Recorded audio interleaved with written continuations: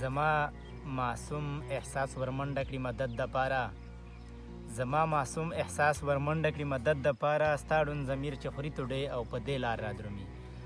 سلامونه احترامات مې ومنې. خیام مروت معصوم احساس کتاب چې کوم دی دا د مون په لوست شوی دی، تاسې یې وینئ چې دا د مولانا خیام مروت صاحب دویمه شعري ټولګه ده. خیام مروت صاحب چې کوم دی دا ډېر ښکلی شعر لیکي چې کوم دی په دنه مخ یو بل کتاب یې دی هغه ویشتله مرغۍ، هغه میش په تمه یې چې وویني چیرې.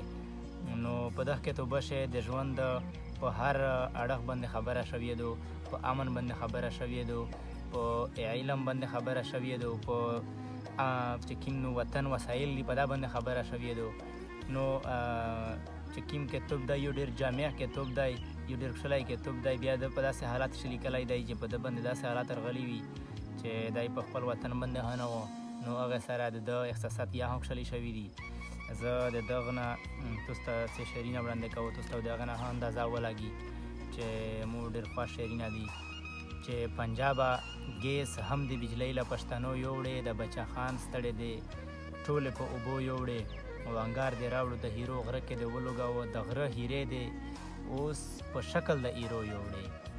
او پښتونستانه که خدای بچ کړي ګنې بچ ته نشته، یو څو سړو رانه په لور د سرو لمبو یوړې، او د بدمنۍ د جنازې کټه جنت ته بځې، کوم ګنهګار که قبرستان ته په اوبو یوړې، او خیامه کلي کې ډېر وخت نه په نظر نه راځې، د بدمنۍ هوا په لور د تورو غرو یوړې.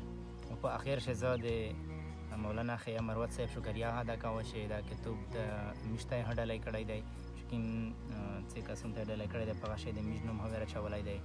زه ډېر مشکور یم.